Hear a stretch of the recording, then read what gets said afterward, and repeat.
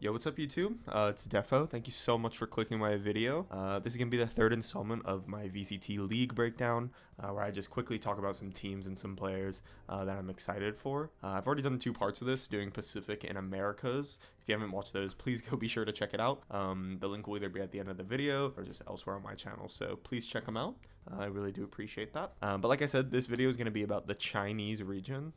I'll be honest, this wasn't a region I was too knowledgeable about up until a few days ago, so that's why I kind of took some time to watch some games, check out stats, and specifically watch some players. So I'm really excited to kind of share my findings and just kind of what I'm excited about for this upcoming season for that region. So the first team I want to talk about is the crowd favorite, EDG, Kong Kong and his friends. No, I'm kidding. Everybody on that team really is cracked, and they're continuing to show that this season too. They just made it into playoffs by beating Wolves. I would think it was like a 2-1, really close game, but they showed their resilience. They showed that they're still not a team to fuck around with, and Kankan still showed that he is a threat on the server, which is really cool. They definitely became one of my favorites towards the end of last year with just their story and everything. So it's really cool to see them succeed now. Speaking of other teams, the team that they played against Wolves, it's a team composed of players I've never seen before, but also a name that is very familiar, that being Plix.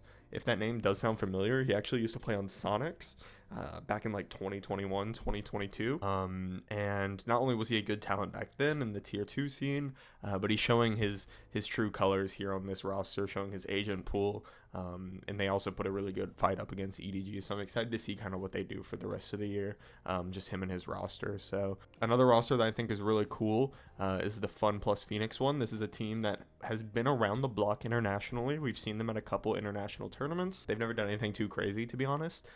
Just a couple close games or maybe just a few good rounds, but they never really went far. But I think they're looking to actually make much more of an impact this season.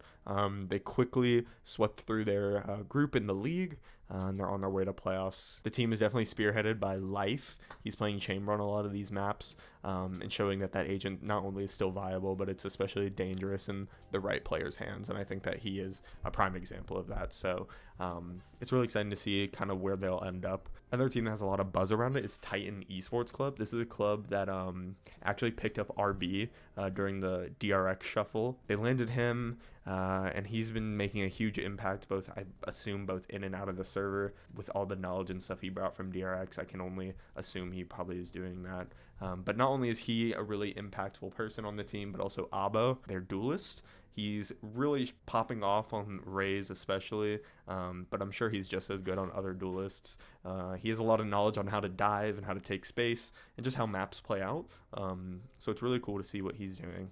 And I'm excited to kind of see what that whole roster is really able to cook up with time, because they've played a couple games now, so I'm sure they're just now warming up type thing. But speaking of somebody who didn't need to warm up at all, that kind of came out the gate swinging and caught me by surprise, was Stu from JDG. He's another Korean import similar to RB.